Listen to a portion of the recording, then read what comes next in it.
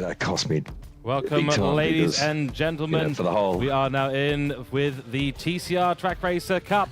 It is MotorMotion E-Series here, and we are live on our YouTube channel. We had our pit lane reporter there, slightly on the comms, but we'll continue with the broadcast nonetheless. So it is, of course, round 6 now here at Bathurst for an hour-long race with Lobby 1. It's going to be a very, very exciting race to behold. And we've got Bathurst, of course. It is beautiful. 26 corners out there, 6.213 kilometers, 22 corners. I must correct myself because there's going to be 26 laps is what we're going to be doing today.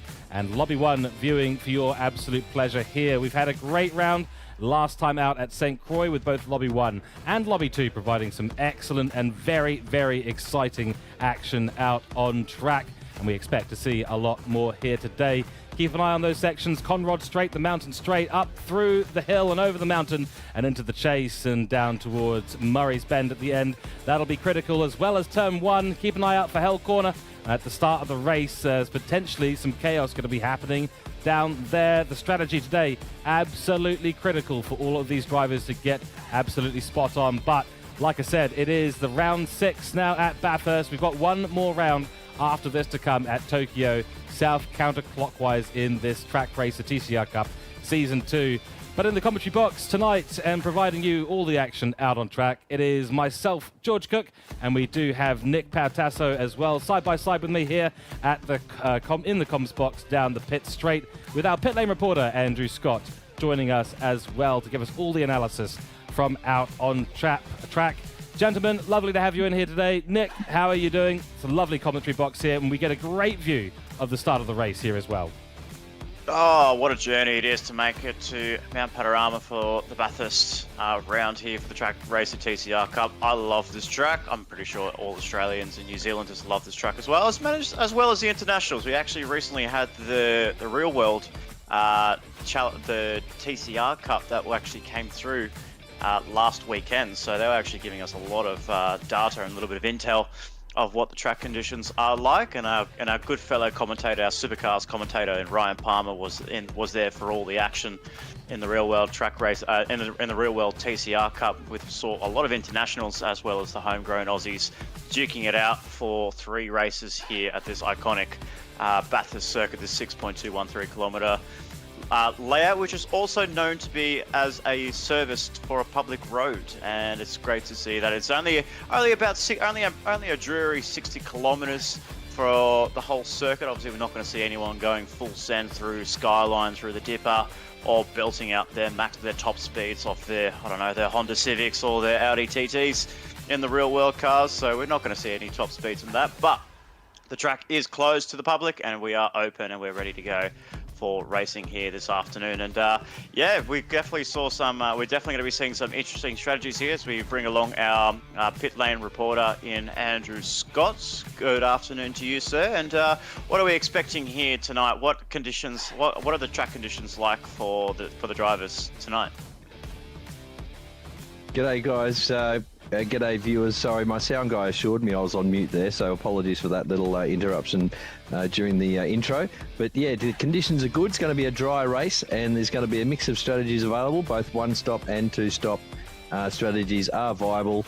No required tyres, so you'll see different tyres, but it will be a fuel and tyre race, so people are going to have to watch their fuel and tyre usage throughout the whole race.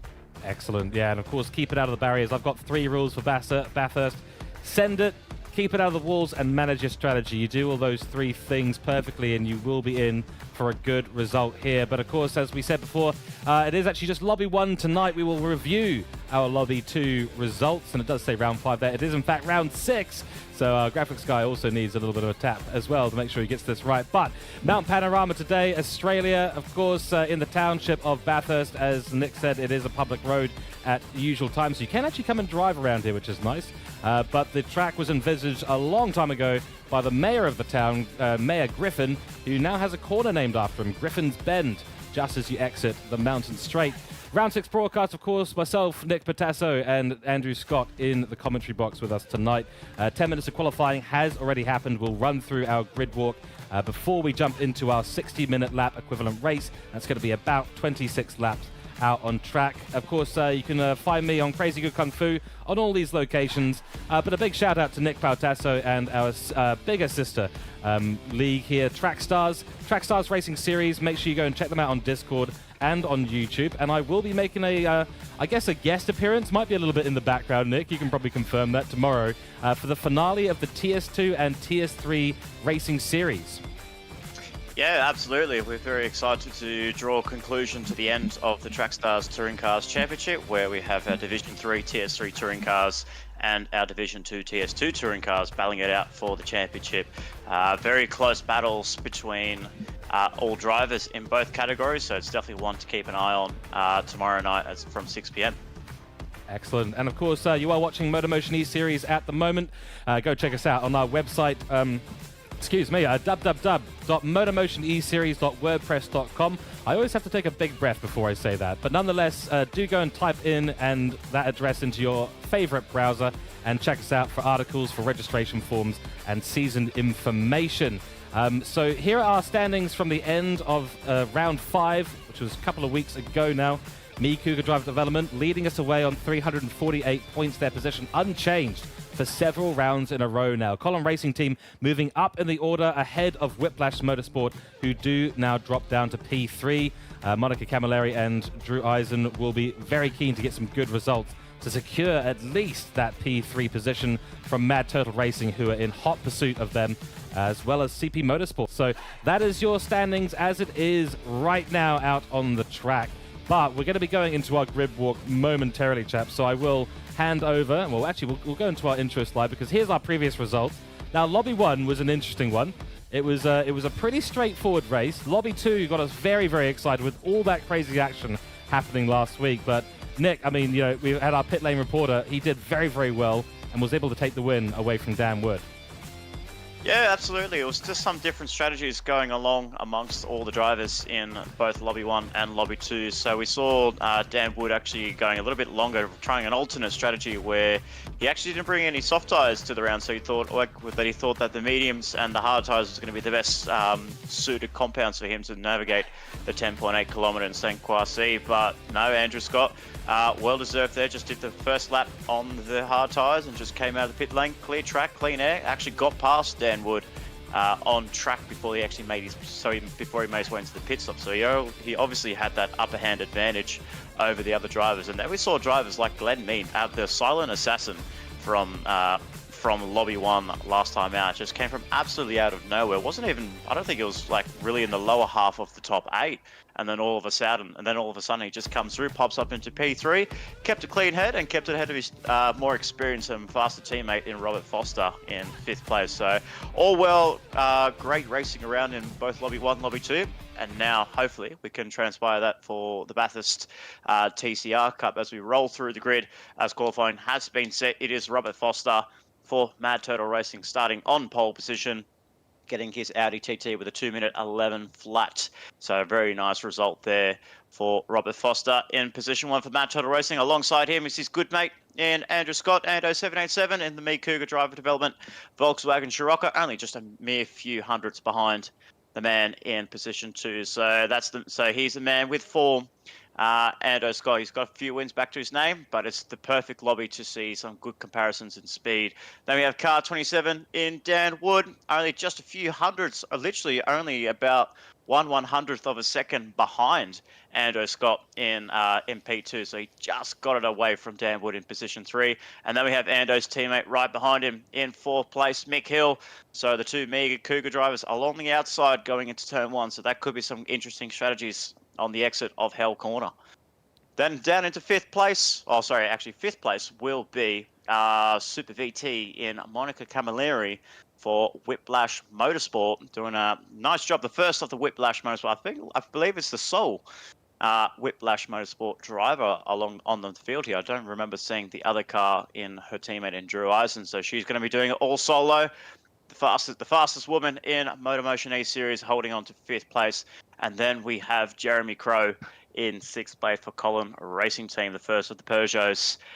Very well presented livery that the Colin Racing team have been able to put through. Then we have Peter McKenzie, PJ Mack for Road Sick Racing, the Suzuki Swift there. So Monica Camilleri has got some Suzuki Swifts behind her in row 4. She's had nightmares since round 1 with holding off Suzuki Swifts. Can she hold them off for this next 26 laps? We'll find out. And then we have Matthew Joynson for the Juiced Motorsport Suzuki Swift, rounding it up inside the top 8. Then down in 9th place, we have Mark Pacheco for the second of the Colin Racing teams in 9th place. And then we have Ben Churchill rounding up the top 10 for Road Sick Racing. So Road Sick Racing and Colin Racing team very close to each other. Then we have Glenn Mead. There's a surprise package there, well down the order in 11th place after what was a fantastic St. Croix for Glenn Mead, down in 11th place. So a lot of work for him to do. Maybe he might be able to pull off a strategy masterclass like he did at St. Croix. We'll find out at the end of the 26 laps. And then down in 12th and last place, as we see, is Kevin Cooper, car 575 for CP Motorsports. Only 12 drivers tonight. Obviously, as I did say, we did miss a few drivers amongst the grid here. Obviously, noticing the Whiplash Motorsport teammate for Monica Camilleri, and as well, we're missing a few other drivers. But it is 12 drivers amongst the grid here for the Bathurst race. George, I'm very excited to see what happens over the next 26 laps. Absolutely. Yep, we've got an hour of racing ahead of us. Thank you for that grid walk. Of course, Nick, we'll be looking to keep an eye on the analysis of the strategies that are being executed across the grid. But it is time. We're getting that information from Race Control. It is time to get the lights going in this race. So away we go. 1 lights, 2 lights, 3 lights, 4 lights, 5 lights. And we are going racing after the false grid start here. Round 6 has begun at Bathurst for the Season 2 Trak Racer Cup, the penultimate round here at Mount Panorama. Glenn Mead gets away very nicely, smooth. Andrew Scott tries around the outside. He will have the inside line. Another good start there from Dan Wood. That Suzuki Swift is very quick off the line. He'll be looking to drop into the slipstream potentially of Andrew Scott as he does go on through. So Robert Foster has lost a position already. They're nearly 3 wide as they go towards Griffin Bend for the first time and up the mountain for the first time as well. Mick Hill holds on to 4th place. Looks like Jeremy Crow has had a good start too, as well as Matthew Joynson, who's gotten ahead of Monica Camilleri, who slips back to P7 at the start of this race. Looks like Dan Wood has gotten ahead. He's got the outside line. Up towards the cutting we go. Andrew Scott has got the inside line though. Around the outside goes the Suzuki Swifter. Dan Wood, what a move through the cutting that was on the first lap, and secures himself the top spot in this race at this stage. And we're going through now Repark into Frog Hollow. Tricky section here. Got to get this absolutely right. Millimeters to the outside edge of the barrier as we go into Silliman Park and into McPhelmy Park. And now we head down the hill again into Skyline we go, and down towards the ever so dangerous, dodgy dipper that is coming up just in a moment. Dan Wood, great start from him, 3rd to 1st already. In the background, of course, we've got there Andrew Scott on the screen, then Robert Foster, followed by Mick Hill, who's playing a little bit of a cork in the bottle right now, to Jeremy Crow and Matthew Joynson, the Suzuki Swifts, and the Peugeots looking fierce off the line. And Monica Camilleri, sadly, she is suffering down there. She has fallen all the way down to P7, down the Conrad Straight we go, and that is a great opening lap. Looks like a clean start from everyone as well.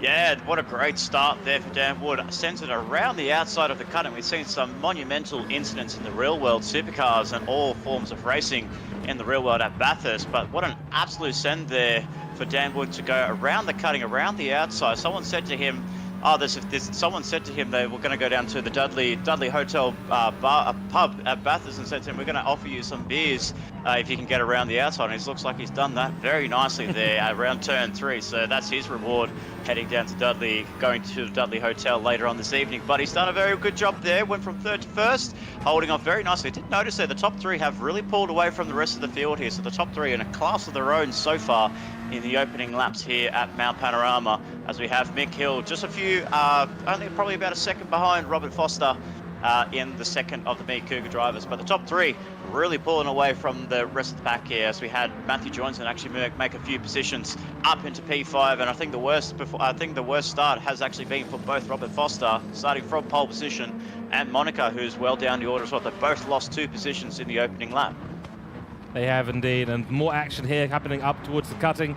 We go very tricky section. The car is all sorts of awkward in terms of its weight transfer as it is up and down the rest of this mountain section of the track, which does take up, I think, somewhere in the range of 14 or 15 of the corners that we have.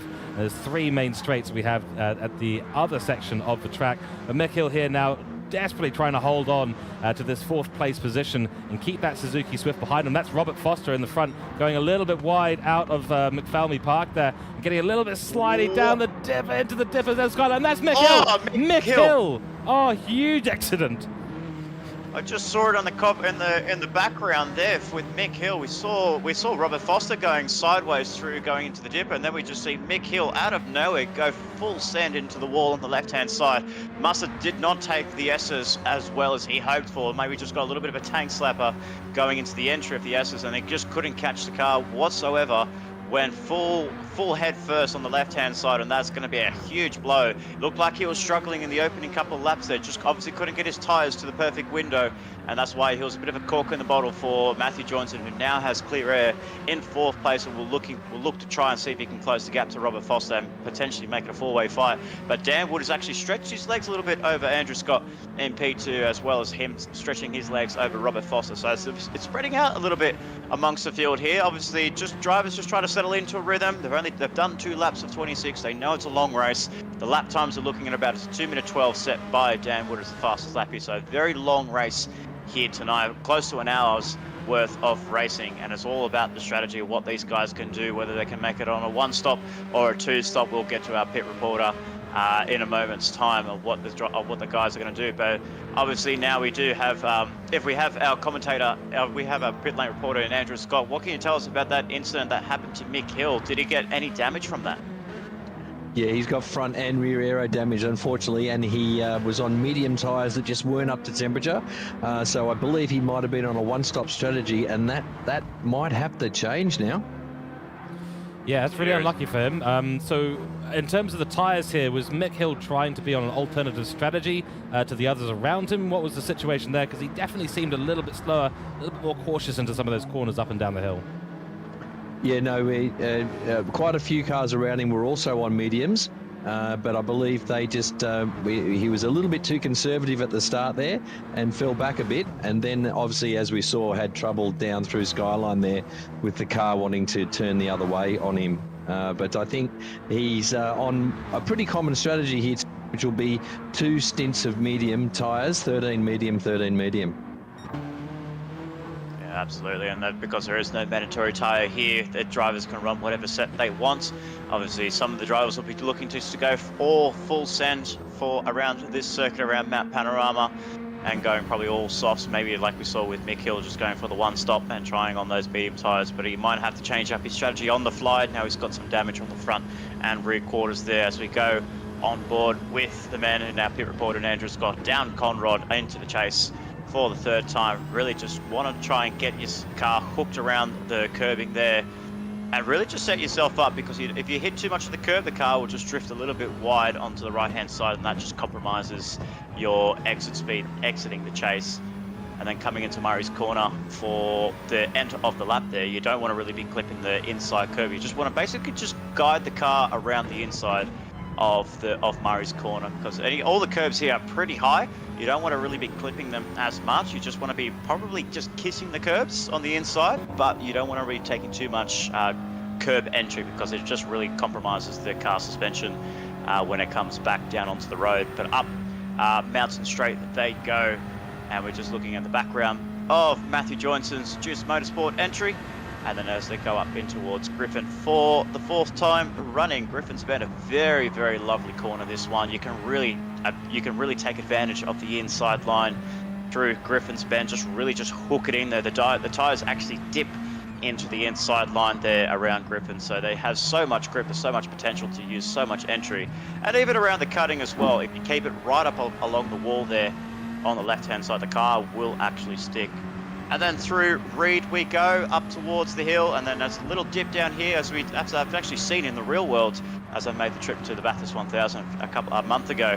It is very steep there. It's like a roller coaster going through that section, through the Great, through Solomon, then up to McPhillamy where we are now. it is an absolute roller coaster, especially when they get down here through the S's and into the dip. But the cars are coming at such fast velocity and just pulling the cars up with these front-wheel drive cars, really just trying to pull them up and having all the weight transferred all the way to the front of the car really gives them a big chance for them to get a lot of understeer, especially down the hill, as we saw with Mick Hill, unfortunately just losing the rear end and just caught a massive bit of understeer, couldn't get his car hooked around the corner. And then through Forest Elbow, another chance to really just compose yourself, set yourself up for a good run as you're coming along Conrod straight here, just really plucking through the gears. I'm not so sure what kind of speeds these cars are getting, but they're looking around about 260, 270 kilometers down this straight here, down Conrod into the chase. And yeah, it's going to be some great, interesting racing here, George and Andrew, because we're seeing we're going to see some interesting strategies amongst here. And so far, it looks like Monica Camilleri is just looking to get her tyres back up into working phase now with the tyres, and she's now pressurising Jeremy Crow for P5. Exactly right. Yeah, there's a slightly slower version of Bathurst in a way. We're so used to seeing supercars, and Monica have a little look down the inside there. Tail corner, but is not able to get anything done. It's a slower form of racing here. Obviously, the lack of aero. They've got great engines in them. The engines are not actually underpowered by any means, but it's probably the lack of aero. The cars just do not necessarily want to grip the air as much as you see in, say, supercars, or as much as you see, obviously, in Group 3 cars. Because around here, Group 3 is absolutely spectacular. It's so quick. It's so fast. And, you know, that little dip you were talking about at the top of the hill, Frog Hollow, you know, it really is a hollow. I haven't been there myself, but in some ways, this hill section almost looks more like a rally circuit, a tarmac rally circuit, than a real racing track. And I'm sure that's the way it feels driving it too. Well, let's jump on board with Monica as she actually approaches the grate right now. You can see here, this little part just dips. It doesn't really represent it in the Gran Turismo platform, but it's such a massive dip there. The drivers are actually having to lift off the throttle completely just to get the car hooked around and keep it as close as they can towards the metal grate before they set themselves up on the exit of Solomon through to McPhillamy. So it is a big challenge for drivers in the real world, and especially now in the game in Gran Turismo 7. It is actually quite a tricky corner because it is very easy to understeer into the wall on the right hand side. So drivers are just looking to, you know, basically put their cars in the right spot, just hook it in, keep the cars flat. Obviously the natural understeer will come to them, but as well, it's all about just keeping that car pointing in the right direction. And so far we saw with all the drivers so far, we haven't seen too many major incidents except for Mick Hill's lap 2 incident. Monica's looking very close to the back end of Jeremy Crow. Will she go for the move on the exit of the chase? We'll find out very soon. She's got a great run going into the chase there, so she might be able to think about putting a move going into Murray's corner on lap 5 of 26. Will she be able to show the nose? Will she be able to go for a bit of ascent? No, she doesn't. She thinks better of it. Pulls out of the move and sits behind Jeremy Crow's rear wing of that Peugeot RZ. As we see Andrew Scott into the pit lane, he was on the medium tyre, so he's looking to go for a bit of a different strategy here. Lap 6 of 26, potentially just going for a 10-lap sprint on soft tyres towards the end of it. We'll see how that all plays out, but it's still Dan Wood ahead of Robert Foster and Matthew Johnson now taking 3rd place after Ando's pit stop. Exactly Update right. for you guys. Oh yes, please do. From the pit lane, Andrew Scott. It looks like Ando picked up damage going down through into the S's. His car wanted to turn right when he was meant to turn left, and he's clipped the wall, got damage. So he's pitted off the mediums on lap 5. So that's going to be very interesting what he does strategy-wise for the rest of the race. Oh dear, okay, that is not what you want to do. I was about to reiterate my 3 rules of Bathurst. Send it, keep it out of the walls, and manage your strategy. So far, not a lot of drivers out there doing all 3 of those things at this stage. So we'll see if anyone can reach the end of the race without picking up that damage. It's so difficult around this track to manage the sort of concentration that is required. It's such a technical track, and the margins for error here are absolutely 0. You get one little thing wrong, you will find yourself in a wall. So yes, we will keep an eye on Ando's car. So that's 2 Cooke driver development cars who have found the barrier and picked up damage early on in this race. This might really affect their strategy. Both of them usually absolutely spot on with the strategy. So we'll see what these Cooke drivers can do. We know that they can strategize. We know that they can drive fast. We know they can save tires. Can they adapt to the conditions out there? Oh, definitely. So they've both got clear air at the back of the train. So I'm not so sure if Mick Hill has actually come into the pit lane to fix his car. I'm pretty sure he has. We'll find out very shortly. But yeah, both Ando Scott and Mick Hill are running in clear air. If they both fix their cars up and put on some soft tyres, they're looking to just maximise their running stint. Just try and hone in fastest laps and just try and find some good pace. So that way, when these two front runners in both Dan Wood and Robert Foster come into the pit lane, they might have the upper hand on fuel and as well as on tyres. But Dan Wood, lap 7 of 26, looks like he's struggling a little bit on those tyres now, because Robert Foster's now put himself back into play here on the exit of Hell Corner. Robert Foster, who actually had a bit of a moment there at the exit of Forest Elbow only a few moments ago, has managed to regather himself through the chase and through Murray's Corner. Just found so much speed coming on to the exit of the chase. Absolutely incredible update, pace. Sorry. Yeah, go for it. Woodsy's got damage. Yes, so that's why Wood has damage. Yep. That's why he's compromised himself there. There he goes. So we did not see that. So Dan Wood. He's got front aero and front right suspension. He's in trouble. Oh, that's an interesting pickup there. Thank you, Ando, to our pit reporter. Yeah. So look at that. Dan Wood's really compromised. We can see this. We go on board with the man in car 27 CP Motorsports. We're going to see how much of it's going to affect him. Might not affect it too much here through the corners, especially coming through to the grade and through Solomon and up towards McPhillamy. It's not going to hurt him too much, but you can definitely see that it is right hand down on his car. So he's pulling the steering wheel to the right hand side. Sorry, left hand down, but so he's pulling his steering wheel to the right hand side of the track. So it's not going to affect him here, especially going down through to Forest Elbow. But on the pitch straight, on the Conrod straight, you're definitely going to see him lack with his lack of top end speed, and as well him being on the D-pad on the controller. It is not the best thing to have damage on a controller and just trying to navigate with the joystick. It's not a pleasant thing to do, because you know you're hampered no matter what. As we can see, Robert Foster working that top end speed there. Yeah, it's just wobbling the joystick. There's nothing that Dan Wood can do. Gives Robert Foster the lead here for the Trak Racer TCR Cup at Mount Panorama for round 6 of the championship. Robert Foster now takes the lead after starting from pole position, dropping down to P3, and now has retaken the lead on lap 7 and 26. So what does Dan Wood do? Does he come into the pit lane? No, he actually stays out, so he's going to be running a little bit longer. Wow. Obviously, he's still sticking to plan A here, George. And if you were the driver there, would you stick to plan A, or would you just have to compromise like what both Cougar drivers did? Well, I was taking a look at the lap time deficit that he's got with this damage in there. It's upwards of 3 to 4 seconds that he is losing now per lap. That is easily enough for me to say, right, that's it. We've got to get into the pits. We've got to get that damage repaired, get a fresh set of tyres on, get the fuel in there, then go for it, because there's going to be plenty of clean air out there. Now he's going to be running in the dirty air for a little bit of time. Robert Foster will be pulling away from him. But, you know, when you get that level of damage, I think the right thing to do is you need to jump into the pits and then use that time to figure out how you're going to manage your strategy from this point. You've got to adapt. You've got to change, because 3 or 4 seconds a lap, you might as well be running comfort soft tyres or comfort hard tyres at this stage with that kind of a deficit. And you saw the struggle that he was having on the straight. I mean, so much time lost. Robert Foster just drove past him like it was a casual overtake on a highway. I think he's trying to get to his pit window, George. If he had have pitted on that last lap, he would have had to do a 10-lap stint on softs, which I know a lot of drivers are very hesitant to even attempt. Yes, that's a very good point. But you know, at the end of the day, you have to choose that the thing of less risk, or whatever you feel more comfortable with. So, whoa, Dan Wood had a huge moment at a skyline there. Impressive driving to keep that car under control. Obviously, if it's only 1 lap difference, I mean, I'm just going to say only, but if it's only 1 lap difference, you can manage that. You can manage that in a race. But you're absolutely right. This is the question. And he said, look, I'm close enough to the pit window. We might as well go out there, you know, lose that 1 more extra lap of time, and we'll just pit at our usual thing. That way, it doesn't have to change the strategy. And you know, if you're Mick Hill and you crash, unfortunately, on lap 1, that changes things. Or maybe Ando, who crashed on lap 5, you know, halfway through the stint. That's when those questions start really becoming important. Yeah, I'm told.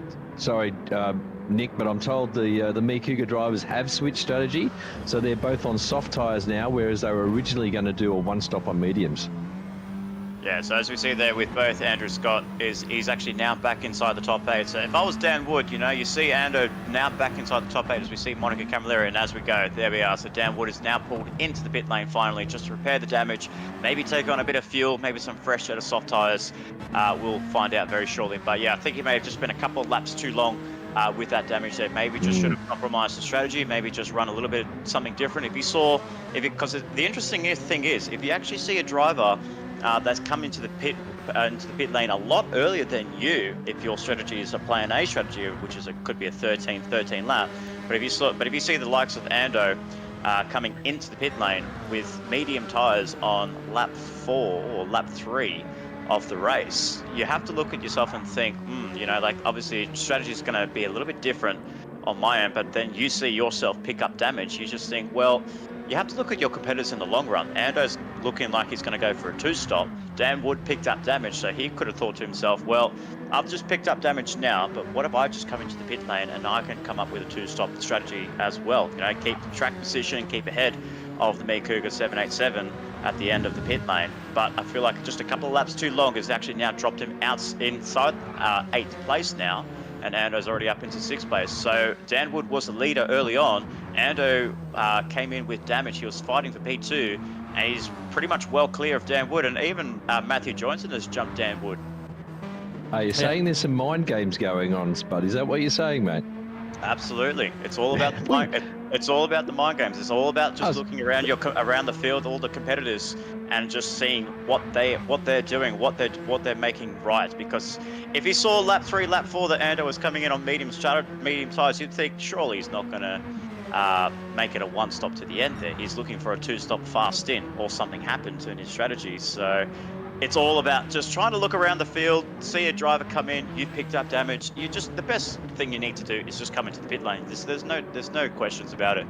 It's a long circuit. It's 6.2 kilometers around here at Mount Panorama. If we were for example, at Brands Hatch or another short circuit, absolutely, you could stick it out. As we see Dan Wood drifting around Forest Elbow there, full Tokyo drift around Australia. Australia drifting there for sure. He can sign himself up for Summer Nats in January at Canberra. But I think he's picked up damage. It's a long circuit.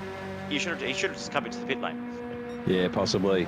Yeah, because I mean he could do his 10th lap on softs, fully red front right tyre, and still be quicker than the lap he did with damage. Hey. Yeah. Correct. Yep. Exactly right. Yes. I think that's a nod to the ability to adapt and change your strategy, especially if there's only one lap in it. I mean, I think, you know, there's a threshold of the driver dilemma.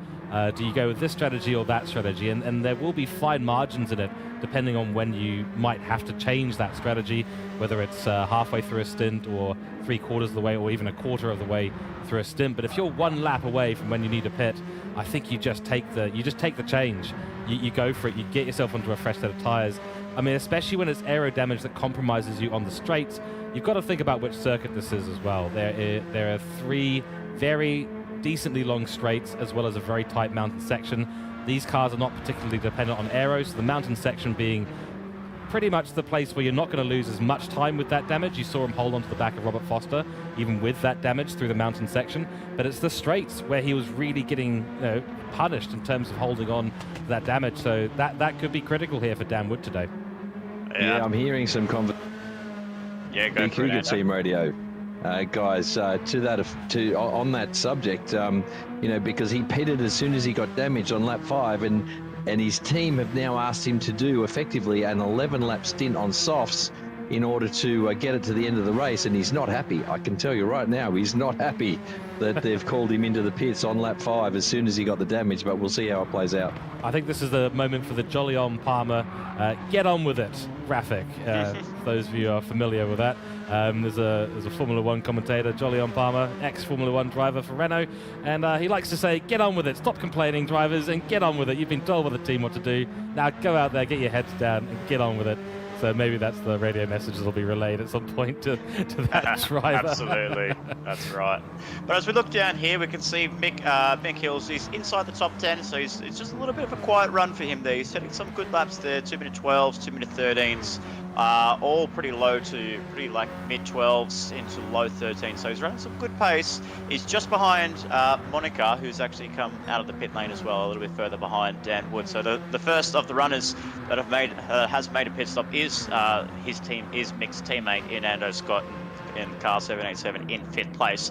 So we have to look around to see what these guys are going to be doing. And the next pit stop window, then we have Ben Churchill rounding up in car number 8 in 11th place, and I believe Kevin Cooper down there in 12th place. Not had the best of runs there. Looking at all of his lap times there, he set a 3-minute lap time on lap 7 there, and it hasn't come in, and it's not been. I don't think it's been a pit stop.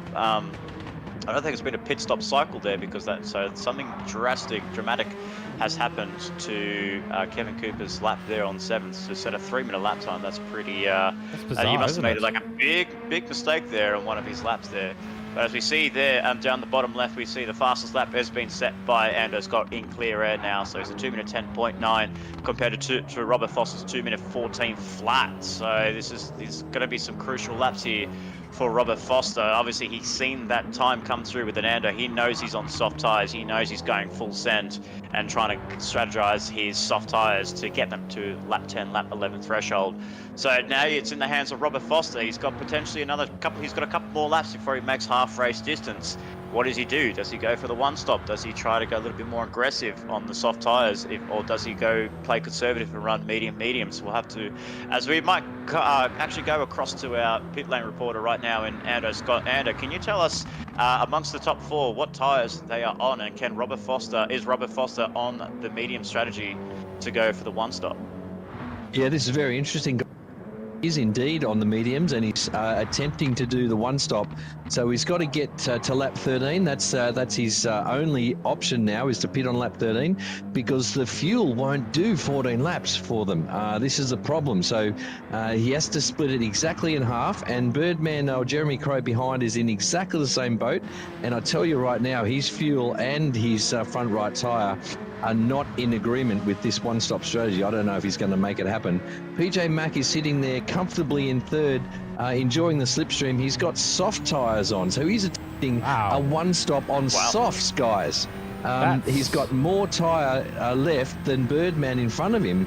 So I don't know if this is to do. He sat there behind Birdman, who's on mediums, but he's looking pretty good. And then Brucey behind in 4th is also on a one-stop on soft tyres. So there's some real different strategies being tried in different cars. So we'll see how it works out. Brucey in the Audi, his front right is not playing the game either. I'm not sure if it's going to get to lap 13 either.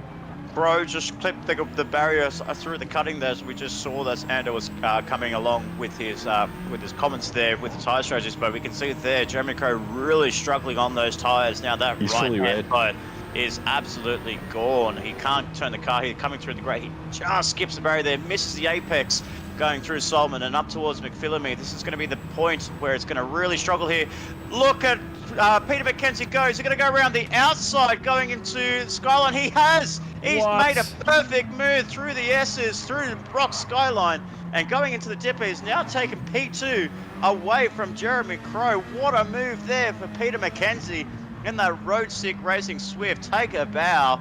That is the move of the race. That is an absolutely brilliant executed move there. We did see Birdman struggling to turn left with that car, with the loaded side, the right-hand side of his car, just really getting that natural understeer and more. But Peter McKenzie comes through with the goods. P2 and on the softer tyres and on better fuel. Can he potentially be an X factor in all of this? Wow, we were celebrating the overtake that Dan Wood did at the cutting on lap 1, which was impressive on its own right, but a move into the Skyline is 1 in a million, let alone just keep it out of the barriers and keep it straight. Obviously, Jeremy Crow racing hard and well there and fairly to give him the position. Yeah, there is Jeremy Crow into the pit lane. No surprise there at all. His tyres are completely gone. I think we need a new nickname for PJ Mackey. I think it's Peter the Tyre Whisperer McKenzie at this stage. I don't know how he's done that with the soft tyres. Obviously, slipstream is one thing, but he's looking after them, caressing them on this lap. Yeah, it's very interesting there as well as actually Glenn Mead's now come into the pit lane. Look at the fuel difference that both Glenn Mead and Birdman have. It's a huge deficit, 15% more on the Mad Turtle Racing Audi TT. So that could definitely play into a big factor at the end of this race. But surprisingly, they came on the end of lap 12, not the end of lap 13. So very interesting strategies here, because they'll have to make those tyres last 14 laps, not 13, but 14, and manage fuel as well. So this is going to be a big, tall order for those guys down the order. As we can see there in the background, we saw a glimpse of the Me Cougar, our Volkswagen Scirocco, and that is Ando Scott, the first man that has come into the pit lane, sitting up into P3 on track, but is the first of the runners that has taken his pit stop. And then we have Matthew Joynson and Dan Wood, 4th and 5th place, currently sitting P2, P3 provisionally, but we will need to wait and see what Robert Foster does, and both PJ Mack. I think PJ Mack will drop to the back end, probably towards maybe Monica, maybe Mick Hill at the end of this stint. We'll find out. But Peter McKenzie and both Robert Foster, 2 different tyre strategies, and so far it actually looks like it's working a lot better for Peter McKenzie, because Robert Foster ahead is struggling to keep pace and momentum in his car. Exactly right. This is all going to start to evolve in the next couple of laps as we see Robert Foster and Peter McKenzie to come into the pits. And yes, most likely, as we just did get a mention there, most likely this lap, they're trying to extend it to 15. We'd be very impressed. But, you know, if you can tie Whisper Softs to 13 laps, you might just be able to make it to 14. But we'll tell you what, Foster's got no fuel and no... He's got to come in, and he comes. Oh, there we go. Yeah, smell of the oily rag, and the tyres, as we hear, are absolutely dead on his car. And you can see that the lap times. Yeah, and you can see that the lap times are absolutely indicative of that as well. 2:14s, pretty consistent out there with tyres that are pretty much dead. But that last lap, a 2:15.1. So yeah, he absolutely has to pit. PJ McKenzie going for another lap. Under pressure now from Andrew Scott into Hell Corner. We go. But that last lap from Peter McKenzie was a 2:16.1. So he's got a deficit. He's not able to run as fast. Those tyres are really gone, and Ando's going to drive past him up the mountain straight here. Yeah, that's in the 12s. Yeah, the horsepower that the Scirocco's got over the Swift is probably a no-brainer there. Peter McKenzie just waving the white flag, letting Ando go. So now Ando Scott now leads the race on lap 14 of 26. Robert Foster has come into the pit lane, but it's going to be a long wait there for Robert Foster. He's going to have to put a full tank of fuel, and he's dropping down the order. 7th place at the moment, now down into 8th place. He's about to put a full tank of fuel in, potentially throw on another set of medium tyres on his wagon. There we go, another set of mediums for Robert Foster, coming out in 8th place. Big ask there, as we saw Ando's actually now coming up towards, he's coming up towards the metal grate now, and Robert Foster is actually going up Mountain Straight. So there's a bit of a gap there between the two drivers. Obviously the pit transit is quite long here, and I believe it's around about 30-40 seconds, including the fuel. Yeah, Exactly it's 20 right. seconds for tyres only, and yeah, Ando does have to pit again, so this race is by no means over just yet. Oh, absolutely. So we do have to consider the 2 stoppers that are out there, both Ando and Matthew Joynson, Dan Wood, Monica, Mick, and I think Churchill as well might be another one that has to do with 2 stop as well. So the top 7 all looking to come into the pit lane. But Peter McKenzie, what a star-started performance there. Lap 14 of 26 on the soft tyres. Yes, he will need to come into the pit lane, but he will have a fresh soft compounds on his wagon. Maybe he will have to put less fuel in his car and really just go all out with it with this Suzuki Swift. So I'll be very interested to see where he actually comes out at, where he's positioned at the end of lap 26, because this could be a very good race for Peter McKenzie if he plays his cards right. Yeah, the one 14 laps on soft, so that's worth a mention. Wow. It certainly is. I mean, round of applause here for Road Racing's PJ Mack. I mean, that is super impressive drive there. I mean, this is the key thing with the one-stop strategies that people do end up on. The margin for error is even smaller, and you've got to be absolutely spot on. You've got to manage the tyres right from that first corner. PJ Mack has done that to perfection in this first stint, and he's really set himself up for a good second stint. We'll be keeping an eye to see where he where he comes out. Tyres getting changed at the moment. Dan Wood obviously comes through. So will Monica Camilleri most likely. The car does now get stopped. Tyres will be changed, and the fuel now does go in. So let's keep an eye to see what he's able to do, how much fuel he takes. Through goes Monica Camilleri. Mick Hill will come through soon. Ben Churchill now in the pits as well. He's been running the softs too. So we've been lauding the applause to PJ Mack, but Ben Churchill has been doing the exact same thing and has managed his tyres all the way to lap 15. So hats off to both these chaps. Yeah, absolutely. Keep an eye on Glenn Mead there. He's coming onto the pit straight right now, so he might be able to overtake his good mate in Peter McKenzie. But does Peter McKenzie sure feel he does? He puts 90 litres in. The exit's going to be very close amongst these two good mates here. It is Mad Turtle Racing versus Road Sick Racing, and the Mad Turtle driver just gets ahead of Peter McKenzie. So just setting in a good lap there. 2:13 personal best for Glenn Mead, just ahead of his good mate in rival in Peter McKenzie. So Peter's got a little bit of work to do now to try and get past the Audi TT and the Mad Turtle driver. But that's not a bad performance there. He is on soft compound tyres, and I think Glenn Mead is actually on the mediums after his pit stop. So watch out for the speed difference between those two drivers. Yeah, correct me if I'm wrong here, but Glenn Mead is not planning to pit again, or is he on the two-stop strategy at the moment? I'm having trouble working it out because he's on softs, would you believe, guys? So his tyres are a little bit older than PJ's, and he's got a little bit less fuel. But I think he could get to the end. But I think PJ's in the box seat here in this little battle because PJ's got more fuel and fresh, brand new tyres. Yeah, absolutely. And obviously, if you look at Peter McKenzie and look at the drivers ahead of him, that's inside that top 5.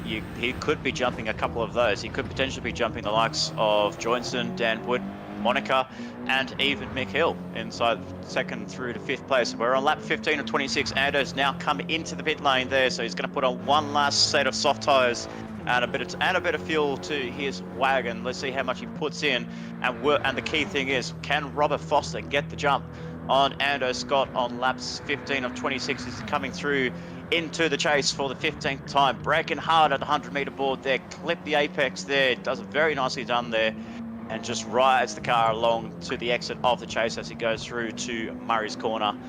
Coming on to the conclusion of lap 15. Ando Scott's putting some fuel in his car, so now his teammates actually come into the pit lane as well. So it looks like he's just going to get the jump over Andrew Scott, coming onto pit straight and then going into Hell Corner. As you can see, Ando still putting the fuel in. So Robert Foster looks like he's going to potentially take the lead as once all the pit stop phases have come through. But watch out for Ando Scott. He's on a different compound strategy here, guys. He's on the soft tyres and Robert Foster is on the medium. So the speed comparisons between those two drivers, it's going to be a fist fight for the next few laps. It certainly will. 10 laps to go in this race. Robert Foster on the one-stop strategy now on the medium tyres and trying to take it all towards the end. Now his lap time in the previous lap of 2:13.286. By the end of his stint, the first stint, he was doing 2:14s mid to high and then a 2:15 at the end. So this is going to be the difference. There's probably somewhere in the order of, I'm taking a guess here, but probably at least 10, 12 seconds between these two chaps at the moment. So the question is, will 20. Ando be able to, 20 seconds in fact. So 20 seconds is the gap at the moment. If you take maybe 2 seconds a lap, maybe 3 difference there, this could be striking range in about 6 laps or so. That's very close there from Robert Foster. He's using every millimetre. Every millimetre. It was so close there. I don't know whether he made contact with the wall there, but that was fine margins there for the Mad Turtle Racer. He knows he's got a fast Ando right behind there. He knows he's on soft tyres. His team in the pit lane is just telling him he's on soft compound tyres. He's drifting the car. He's pushing to the car to the absolute limit there. The tyre is not agreeing with the Mad Turtle driver's driving style, but he needs to get a move on. He needs to start pulling out those gaps. Otherwise, Ando's going to start reeling him in. He needs to reel in at least about a second and a half a lap to get anywhere close to Robert Foster. And with soft compound tyres and a confident man around Bathurst, I'm sure he's probably going to be a target range anywhere between 5 to 6 laps time. Exactly right. Just a shout out to our mate in admin, Jeff Bruin there.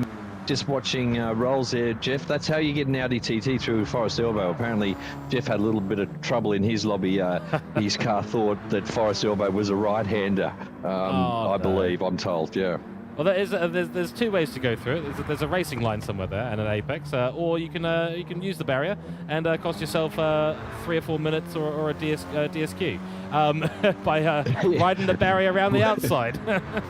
Wall riding Forest Elbow. Way to go. Yeah, Jeff found that out.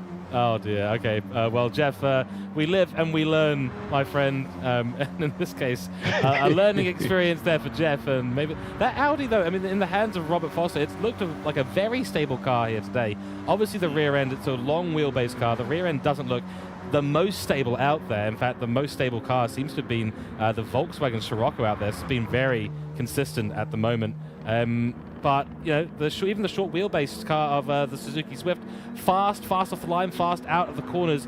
But the short wheelbase nature of it does seem to be affecting it as the off-camber sections and the track drops away towards that bottom part of the hill towards Ferris Elbow. It's tricky in any car, but there definitely seems to be a bit of disparity between how those cars are handled and are handling in that downhill section.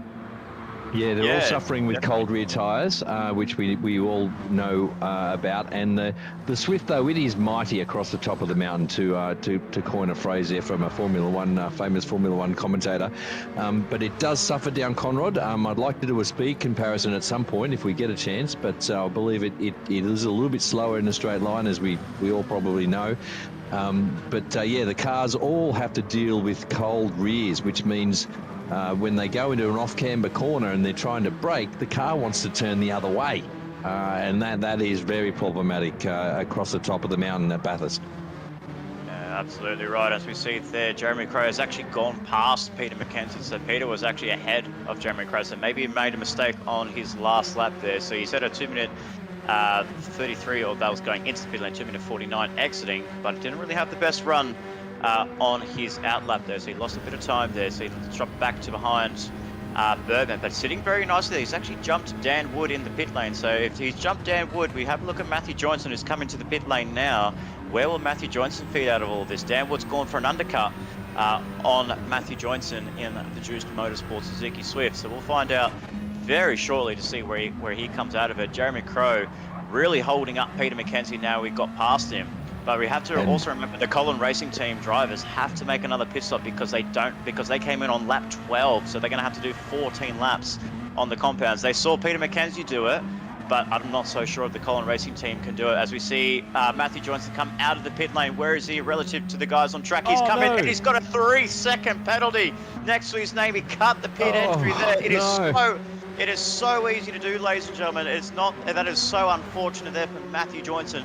Too much speed going into pit lane, and that cost him dearly. 3 seconds next to his name. That's going to drop him well down the order and well behind Dan Wood, potentially maybe inviting Mark Pacheco. No, he's actually too far back, Mark Pacheco. So he'll drop well behind Dan Wood.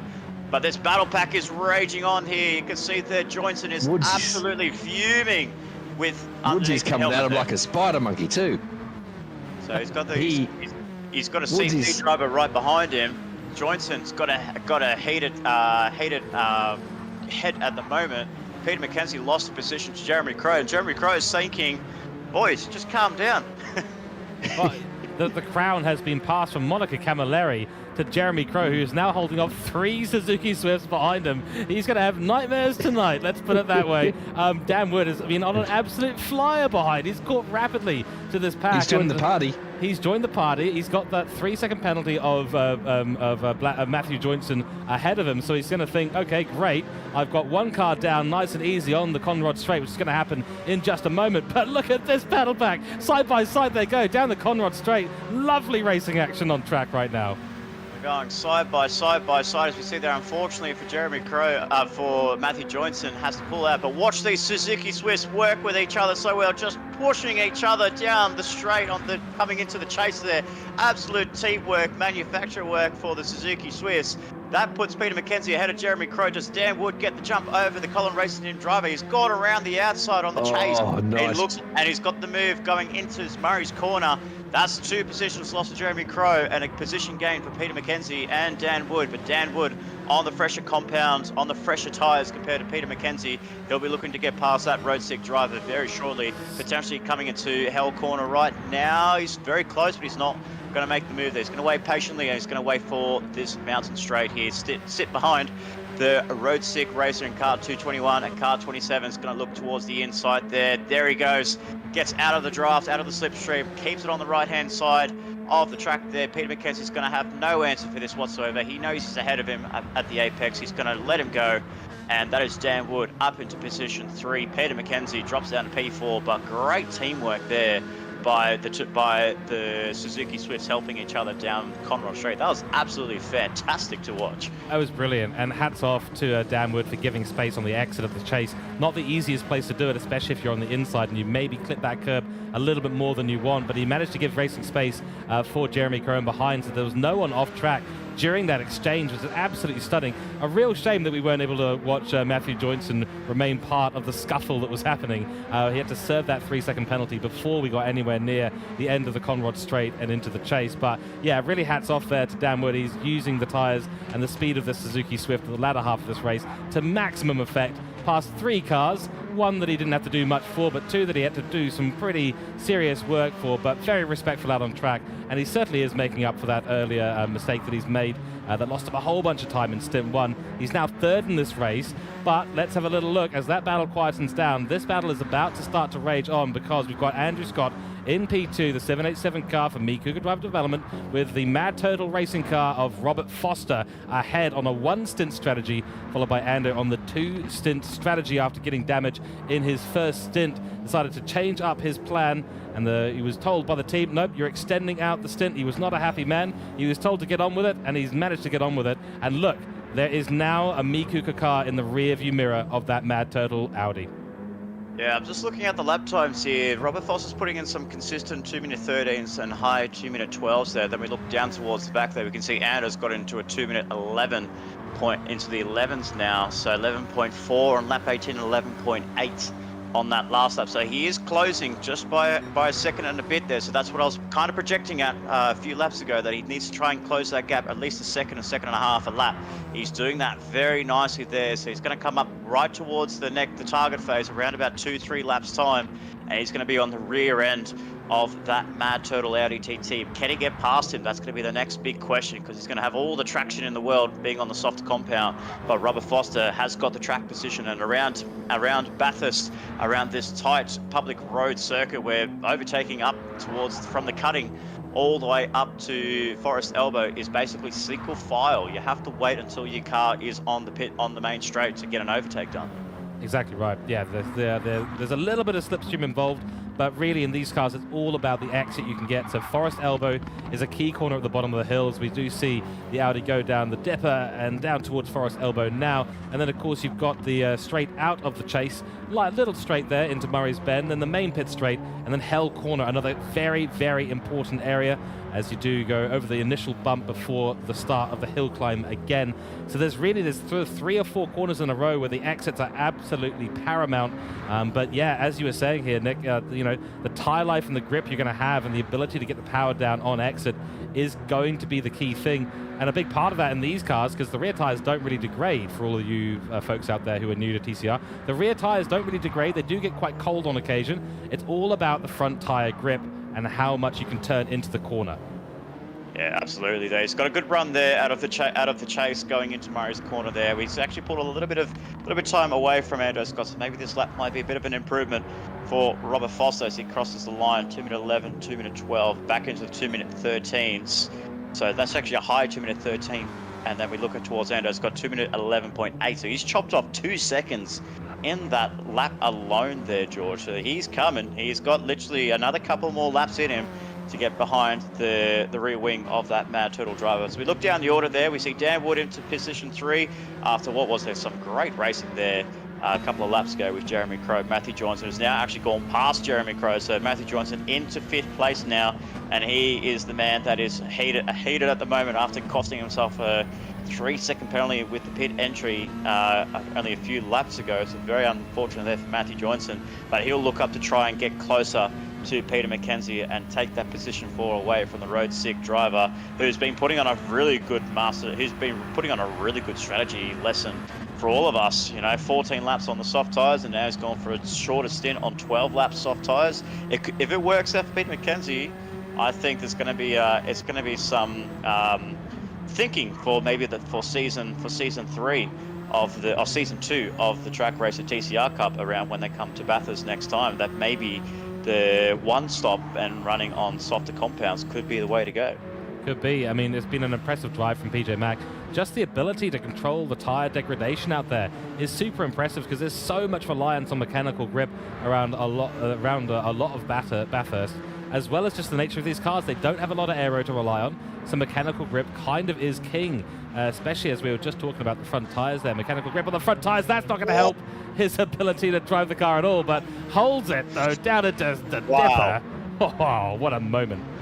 What a moment there. So there we can see Matthew Johns just gained a little bit of time there on Peter McKenzie, so I think he might just get him to when it comes to the end of the race, but we'll keep an eye on that battle pack. Then we look down to 6th place, Jeremy Crow, who's running a bit of a different strategy here. He will probably need to come into the pit lane because he is running short on fumes there and on tyres. He might not be able to make it towards the end of the race. Monica Camilleri, who took the lead of the race for a brief moment, is now down into 7th place. Mick Hill, probably just the somber story of the race here. The man is putting on some good performances here. Look at these lap times, 2:12s, 2:13s, faster than Robert Foster's lap time. Man, what could have been for Mick Hill had he not had that monumental accident at the exit of the S's on lap 2, down in 8th place. And then unfortunately we see down there Mark Pacheco in 9th place. So Colin Racing Team not having the best of races like we've seen over the past there. They're sitting up in position 2 in the teams championship. They've clawed their way through, and they were the leaders of the TCR Cup, the Trak Racer TCR Cup in the teams championship, but it's just dropped down to P2. Not having the best race here at Mount Panorama. Glenn Meath, the strategy masterclass that he put at St. Croix, unfortunately is not working the way of the Mad Turtle driver in 10th place, and then Ben Churchill and Kevin Cooper rounding up your drivers outside the top 10 and 11th and 12th place. But all eyes are on this battle pack now. Lap 22 of 26. The gap has closed considerably. Ando's coming through. He's a man on a charge here with 4.5 laps to go. He can now see well clear sights of that Mad Turtle Audi TT. Watch for this car to be very strong coming through the S's, and the dipper there can be a little bit more confident, a little bit faster through the S's there. Robert Foster just has to compromise his entry going into the dipper. He's just lost a little bit of time there to Ando Scott, and then it comes up to the most important corner, Forest Elbow. Get the corner right, get good traction. You can gain a few tenths on your on the driver behind you, but it looks like he's just struggling to get that traction down as Robert Foster. Ando just managed to match him there. It's all about the straight line speed of that Volkswagen Scirocco and the Audi TT. Very similar in straight line speed between those two cars, so it's going to be very close here, George. 4 laps to go. When can he make the move? It's going to be when, and can he do it cleanly? Exactly right. So I'm just looking at the speeds there, and it looks like Ando did definitely have the speed advantage down there. He'll be picking up a little bit of slipstream at this stage of the race, but nearly 265 kilometers an hour, both of these cars reaching, and Ando gets ever closer to the rear bumper of Robert Foster ahead. And this is going to have to be a defensive masterclass from Robert Foster. He'll know that the car behind has got better traction, has been catching consistently over the last few laps. That's a 212.5 there from Ando, so maybe starting to suffer a little bit on his tires as well. But Robert Foster ahead didn't get a good exit out of Hell Corner at all. He's going to go defensive at the beginning of the mountain straight. Ando will try maybe around the outside, but we all know what happens around the outside of Griffin's Bend. It doesn't end well. Let's see what is going to happen between these two racers as they go to Griffin's Bend. Who's going to brake latest? Andrew Scott does brake very late, but he's forced to the outside. Yeah, a little bit of paint exchange between these two cars. Robert Foster did have the inside line and did manage to keep that position, so he went defensive, and it did work out for him this time. But Andrew Scott will be back on the charge soon. Gets a nice sharp line through the cutting, and he'll have a little bit of advantage up towards Reed Park. He's thinking about a move. That's so close through Reed Park. A move from Reed Park, you have to be so confident and get the car fully alongside to make a move happen. But he was so close there. It was a great run there through the cutting as we have Ando Scott joining us in the commentary box away from the pit lane. Ando, what are the actions you've been seeing here for the battle of the lead here? I know you're a driver. We're trying to commentate in third person here, but what a moment it is, and what a battle this has been. Yeah, I can tell you now from the horse's mouth, I've got to make hay while the sun shines, because my softs are expiring, and not that I know it, but Rolls has a problem. So I'm on the soft tire, Rolls is on mediums, but I've got to go here. Like I'm thinking I've got to make my move now or forever hold my peace. So I am full set, and Rolls is doing a great job of defending, and let's see what happens. As Ando Scott's looking, trying to go around the outside of the chase there. Racing room is given towards the drivers. They're going to go side by side on the exit of the chase. They're both giving each other no room whatsoever, but it's such clean racing amongst the Mad Turtle and me, Cooke drivers, as they go side by side through to Murray's Corner. At the end of lap 23 or 24, the crisscross that Ando Scott's got very nicely done there. He's got the traction. He's kind of got it there. He's almost got an overlap on Robert Foster. Does he go for a send into Hell Corner? No, he doesn't. He pulls back, he just brakes a little bit early just to really focus on the exit speed. He's got a much better run going up Mountain Straight here for lap 24 of 26. He might get the jump on Robert Foster. He's squeezing the Mad Turtle driver. You can see there, no room given whatsoever. He's actually got a car length over Robert Foster and is looking to go defensive on the inside. Robert Foster's trying to make his way around and try and get back the lead, but he doesn't. He has to throw the white flag up, and he's given Ando Scott the lead on lap 24 of 26. What brilliant racing we're seeing here. He's got a little bit deep there as Robert Foster thinks about a move through the cutting. That could have been catastrophic amongst those two competitors. Now the gap has extended out. Ando is now the leader of the Trak Racer TCR Cup here for round 6 at Mount Panorama. What a battle this has been, George, and what a great overtake that was to get a car length ahead of Robert Foster on Mountain Straight. Yeah, I think the definition of that was tactical at the end of the day. He knew that Robert Foster was going to be compromised into the corner of Murray's Bend as he did take the inside line, and he took advantage of that. Braked nice and late, got himself slowed well down, well below what he needs to, and then cut back on that corner, and that really set him up into Hell Corner as well. And then he just did the exact same thing, pulled back in, braked a little bit earlier, got the angle and nailed the apex. Oh, a little bit of a wall ride there for Robert Foster on Forest Elbow, unfortunately, and you can see the difference in tyres now really starting to sting Robert Foster, and Ando is unfortunately driving away into the sunset here. But yeah, it was that setup into Hell Corner in turn 1 that Ando absolutely nailed. He had the overspeed, he was ahead. Robert Foster did everything that he could with the tyres at hand, but unfortunately it just wasn't enough into Griffin's Bend. As we see here, as we hear from our co-commentator Ando Scott, we have the battle for 4th place. Matthew Johnson, it looks like he's going to head of Peter McKenzie. He's gone a car length ahead of Peter McKenzie. Does he tuck back into the rear wing? He does. Can he go for an inside move going into the chase? Johnson goes defensive. Peter McKenzie's just trying to go for an outside move, maybe brake a little bit earlier, try and get some more traction out of the Suzuki Swift there. He's not able to get through. He's just lost a few tenths there, a few hundredths there to Matthew Johnson. Bit of a move, maybe a little bit of a move through Murray's. No, I think it's just going to kind of give it up there. Again, throw the white flag there, but Johnson ran very wide on the exit of Murray's there. That's given McKenzie an opportunity potentially to get to set himself up for Hell Corner, but both drivers have taken that corner very nicely there. It's all about the slipstream here. Can Peter McKenzie get underneath that rear wing of the Juiced Motorsport Suzuki Swift, and can he get that pull that he needs going into Griffin's Corner, going through Griffin's Bend? He's right tucked underneath the rear wing. Johnson goes defensive. Peter McKenzie's going to have to go the long way around the outside of turn 2. Doesn't do it. He knows he's not in the battle. He's got some a little bit more worn tyres than Matthew Johnson ahead in car 777.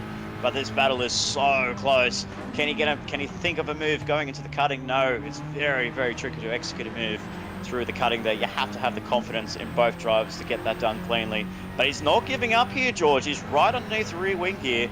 And with, as you said, with these cars, they're easy to follow up towards the mountain straight. It's just about you being confident on your tyres and on your race runs that you've done here, all the practice sessions you've done over the last 2 weeks around Mount Panorama. Can you get this car around, and can you keep these tyres lasting and have any last snip of opportunity, or will Peter McKenzie hold on to P5? He's close. Matthew Johnson actually hasn't pulled away there. No, he hasn't at all. I mean, PJ Mack's been doing fantastically well. To follow a car that closely through the cutting and up into repark, very, very tricky thing to do. He's got to focus on the exits, though. This is what we were talking about earlier. You've got to focus on the exits. That wasn't a particularly great exit through Forest Elbow for him, so he's fallen a little bit back. And yeah, those are the key areas when you're following. You've got to try and stay as close as possible through the mountain section. And then when you get onto the straights like this, it's the corner before you get onto the straight that is absolutely critical. You can see the amount of overspeed he's getting from the slipstream. That is going to be critical, but he lost too much time out of the exit of Forest Elbow, and it's just cost him. So Peter McKenzie will have to go at it again. He's putting everything on the line now. He was so consistent in that first stint. Great first stint with the tyre whispering that we've never seen before in the TCR Cup. But, you know, if Black Friday in Matthew Joynson can stay defensive and really nail the exits, which is exactly what he did at Forest Elbow, focus on getting the power down, focus on losing zero traction as we do go on to the final lap of this race. Andrew Scott leads us away from Robert Foster, from Dan Wood charging back up the field, and then this battle that we're on board with right now. But yeah, Nick, it's been a fantastic race so far, some great battles on track. My money here is on PJ Mack finding a way past, but you know, Matthew Joynson, it's his race to lose at this point from 4th position.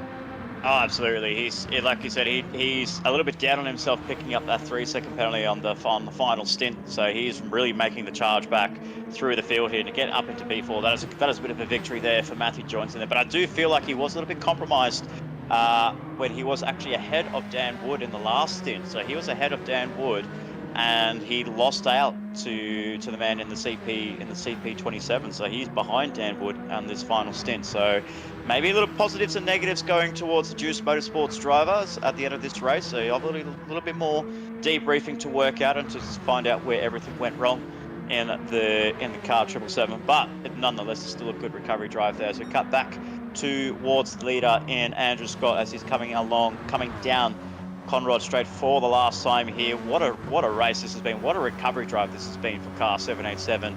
Pits for damage at the end of lap 5, has to change strategies on the fly. Was running a very similar strategy to what Robert Foster does. The Me Cooke driver development team has done it again with the strategy masterclass. The speed that the Volkswagen Scirocco has got is absolutely incredible. And that car 787 coming onto the exit of the chase and into Murray's Corner for the final time here for the MotorMotion E-Series Trak Racer TCR Cup is going to be the Me Cooke driver development leader in Andrew Scott in car 787, taking the victory and the checkered flag for round 6 of the Trak Racer TCR Cup here at Mount Panorama Bathurst. Congratulations to Andrew Scott in first place. Robert Foster holds on to 2nd. Dan Wood holds on to, he's going to take 3rd place, but Peter McKenzie's going to look to go around the outside, set himself up for the inside. It's going to be very close quarters between these two drivers. Matthew Johnson just gets ahead of Peter McKenzie in 4th place, but that's a brilliant drive nonetheless for Peter McKenzie. Got his fastest lap in the end there in position 5 there. That was his fastest lap of the race for Peter McKenzie in 5th place. Monica Camilleri will take P6. So not a bad recovery drive for her after starting a little bit down the order in the opening laps there. Mick Hill, the recovery drive that he needed up into 7th place and valuable points for the team. Oh no, Jeremy Crow's run out of fuel. Oh no, this just goes from bad to worse for Colin Racing Team. Is Glenn Mead right behind them? Glenn Mead is right behind there. We can't see him on the pictures yet, so he might just get ahead. He's not going to get there. He's so close. Jeremy Crow's just crawling to the finish line, and he just holds on to P8. Glenn Mead will take P9, and Mark Pacheco rounding up the top 10 for Colin Racing Team. Wow, that was almost close there for Glenn Mead. He saw that time coming down. He thought, wow, I'm here for a chance here, boys. But unfortunately for him, he just holds on the 9th. Mark Pacheco 10th. Ben Churchill, a little bit of a quiet race for the man. Teammate to Peter McKenzie, car 8, crossing the line in 11th place. And Kevin Cooper, not the race to forget for the CP Motorsports team in both Dan Wood after getting the lead at the end of lap 1. Down in 3rd place there. So a little bit of head scratches there for the CP team, and unfortunately for Kevin Cooper, rounds up 12th and last place here for Lobby 1 for round 6 of the Trak Racer TCR Cup. Yep, absolutely fantastic race there from all the drivers out there. I think, Jeremy Crow breathed a sigh of relief at the end there, as he did see Glenn Mead in the background coming very close to passing him, but he crawled across the line ever so slowly and was able to take that that position, I should say. That technically it's a victory if you run out of fuel on the last lap and you don't lose a position. So I think he'll take that and go, phew, okay, we survived. That is kind of the key thing here at Bathurst. Survival, very, very important. Monica Camilleri, unfortunately, was one of the drivers to lose out a little bit in that race. P6 for her overall. But, my hat's got to go off to Peter McKenzie and Matthew Joynson. Both of them had a good race. Matthew Joynson, what could have been potentially with a fight maybe with Dan Wood a little bit further up the field for that 3rd spot if he hadn't got that 3-second penalty in the pits when he did jump in late in the race. Mick Hill, a recovery drive for him. He was pretty much mid of the field, and then he ended up at the back of the field quite significantly with that huge incident down Skyline in lap 1, but recovered to take a P7 overall. But it is Andrew Scott, Ando 787 for the Me Cougar driver development team, takes home maximum points today with the fastest lap in the 2:10s, which was a very impressive lap time out there. He was absolutely pushing. A change in strategy and some damage to be repaired in the pits. So a good race overall for him. And for Robert Foster, the medium one-stopper strategy nearly worked out. It was very, very close, but he just wasn't able to hold on, unfortunately. And Dan Wood, another recovery for him as well, after a very interesting first stint. Yeah, absolutely. I think maybe Dan may have just lost out a little bit on the strategy sides of things here tonight. He did obviously just running a couple laps too long on damage, so that dropped him well down the order. He was nowhere near the back end of Robert Foster or Ando Scott after taking the lead at the end of the first lap. So maybe a little bit of head scratches there for the CP Motorsports team leader in Dan Wood. So a little bit more work to do for the man in car 27, but he can still be happy to take out a podium around Mount Panorama. Any position you get at Mount Panorama is always a win, no matter what, whether it's first or whether it's last. You've raced around one of the best circuits in the world, which is what we call our home. Maybe not for you, George, but for Ando and myself, we call home at Mount Panorama. So as we look come towards the end of the stream here, we'll be looking to see what we can have a look and dish at of what Lobby 2 has been doing, George. So you've got a little bit more insight and intel about what's been going on in Lobby 2. Absolutely right. So yes, we had to run Lobby 2 a little bit earlier in the day, and unfortunately the broadcast team were not ready to pick up all the action live out on track. So we do have the results for you though. No information unfortunately was gathered about the qualifying either. They have the sheets there. We just haven't been able to get the graphics going this time round, but rest assured we will get that all sorted for the final round coming up in a couple of weeks. But Lewis Atkinson, HC Lewis for Hoon Corp Esports, takes fastest lap and a win there, 48 points total for him at Mount Panorama over Tyler Lansdale, who was a reserve driver today for ISA Esports. So Tyler Lansdale's been really proving himself out on track. Obviously one of his favorite tracks out here at Bathurst. He's done fantastically well for the team as a reserve driver and picked himself up a P2. Mitch Collin there for Boosted Racing Team. That's one of his best results of the season, a 3rd position finish, and he's done fantastically well out there on circuit. Shane Attard for Scarborough Motorsport in P4. And then Sam Wyatt. So again, Sam Wyatt showing that he's been an absolutely top pick for the Hassel 1 Motorsport team. Originally a reserve driver earlier in the season. Then they picked him up full time and they have not regretted it for a second. Ricky Rick takes his best result of the season, a 6th position finish for Lightning Motorsport. And then Kane Patton for Scarborough Motorsport in P7, followed by Troy Britnell. So lots of firsts in terms of best results of the season here for the chaps out at Mount Panorama. It's a real favourite for everyone. Everyone knows this track very, very well, and that has been shown out there today. Greg Hamilton, Emmett to the Bone for Gridline Racing, a reserve driver there. I think stepping in for Jeff Bruin's teammate will be P9, then P10, Hasseldine for Hassel 1 Motorsport. Oliveria for Black Rose Racing, another reserve driver. P11, then Jeff Bruin must have had a bit of a bad race out there. We think Gridline Racing won't be particularly happy, I think, with this Hashtag Forest Elbow. Oh dear, yes, hashtag Forest Elbow. Yes, that's right. So Jeff Bruin discovered that his car will turn the opposite way at Forest Elbow. Something to do with the steering wheel. Just has some sort of physics issue, and it just goes the other way. So he learned a little bit about wall riding down at Forest Elbow during the race earlier today. And then, of course, we've got Blake Williamson rounding out the field in P13 for Boosted Racing Team. So some good results there, mixed results, some best results of the season as well. Mount Panorama always shakes things up. It's always a lot of fun. We will be starting to round out our coverage today. Unfortunately, one thing we've been struggling with today is the broadcasting equipment. It's so hot out there that unfortunately the equipment, and it's not New Zealand equipment, I'm just going to nip that one in the bud before Nick jumps in and starts to blame on that. We actually imported it over from England. So unfortunately the English equipment was not as good for the heat either, and that has caused us to have a bit of disruption in our results. So we won't know the overall team's title and drivers' positions until we arrive for the final round in a couple of weeks at Tokyo South counterclockwise. But chaps, I mean, great race here in Australia. Yeah, absolutely love to see it. And looking forward to now jumping over into the beautiful country that is Japan for the final round of this TCR Cup. And it's a good one because Japan hosts all sorts of racing, including some TCR racing over there. So they are not unfamiliar with the setup that we've got here at the Trak Racer MotorMotion E-Series TCR Cup.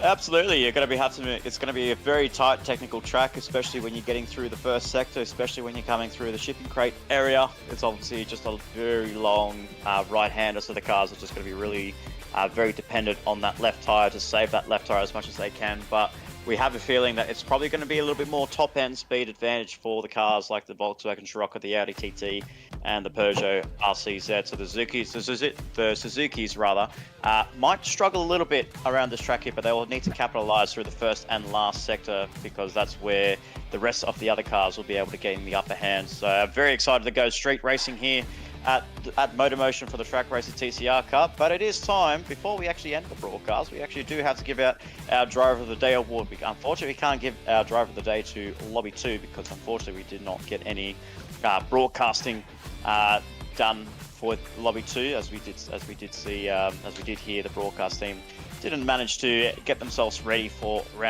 Lobby 2. As you did say, it was probably more on the English side thing, but it's a bit of a common thing for you, George. The English, New Zealand, I see a bit of a common trend there amongst yourself there and your team. So, same weather. Yeah, exactly right. But as we get towards the Driver of the Day here, I'm going to leave it up to both Ando and George to decide if they agree with me or disagree with me. I'll go first. Very strong race in Lobby 1. There's so many different strategies there. But I think I'm just going to have to give my Driver of the Day to Peter McKenzie, who finished in P5 when a very, very different strategy, a bit of a left field strategy there. 14 laps on soft tyres and then coming home on 12 lap soft tyres, almost got P4 away from Matthew Johnson on the final lap of the final corner. But I think for him and for his racing, that was an absolutely maximum result that he could get. A fourth place would have felt like a victory, but fifth place was probably the maximum that Peter McKenzie could have done on his strategy. But that just shows that 14 laps on a soft tyre is possible in the hands of Peter McKenzie. Absolutely right. Let's throw it over to our pit lane reporter for the Driver of the Day, Andrew Scott. What do you think? Yeah, interesting one. 2 out of the 3 podium getters actually got damage and still made it work. One of them got damaged, changed his strategy and made it work. The other one got damaged and stuck to his strategy and made it work. So apparently you can't give Driver of the Day to yourself, so I'm going to have to give it to Dan Wood. Very good. Yes. No, not a good idea voting for yourself. You might not make a few fans that way. So very smart move at the end of the day. Yeah. So I think, hats off to all the top 3. They've done well to manage the damage, and they were obviously very quick on track as well. But yeah, my hat has to go off to PJ Mack. I mean, 14, nearly 15 laps on the soft tires to execute a one-stop strategy on the softs. Very impressive. I think it's very lateral thinking he showed there today. And starting 7th on the grid as well, all the way up to P4. I mean, that's a good day out. Honourable mentions to Ando, Dan Wood, and Robert Foster at the top of the field. I think very unlucky for Matthew Joynson as well, but you sort of reap what you sow, and if you're going to unfortunately make a mistake in the pit entry or exit, you're going to cop that 3-second penalty. I think that cost him a chance for P3, but Driver of the Day for me, PJ Mack. He had some fantastic overtakes out on track as well as some clean driving and a very well executed strategy. Didn't get the top 3 positions, but a P4 is nothing to scoff at. So there's 2 votes for PJ Mack, and he will take home the Driver of the Day today in round 6. And I've just heard from some of my colleagues in the broadcasting team. We're talking to the organisers of Burning Man for some broadcasting equipment. Turned out that stuff just lasts a little bit longer in the heat. The American technology going to be brought in for the final round of this season, so we'll try and get that sorted out. It's the outsourcing department, Nick. It's we do our best and they try their best, but they can be a bit hopeless. So anyway, nonetheless, we're rapidly moving along from that. We are looking forward to the final round of the season here in the Trak Racer TCR Cup Season 2 at MotorMotion.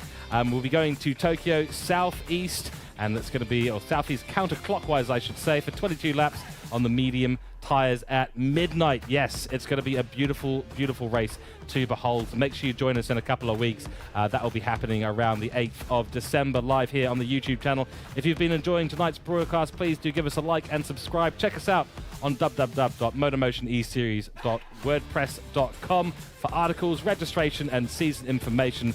A big thank you to the chaps here in the broadcasting tower and on the pit lane. So Andrew Scott, thank you very much. Really appreciate it. As always, the analysis is on point, as it always is. And Nick, thank you very much as well in the co-comms side of the box. It's been brilliant hanging out with you chaps throughout the season, and we're now bearing down towards the final race of this season before we have a probably fairly well-deserved break, as well as the drivers get a fairly well-deserved break before the end of the year. So a big thank you to everyone who's watching today, and we will leave it there. So take care out there, stay safe. We will see you next time. Good evening, good night, and goodbye.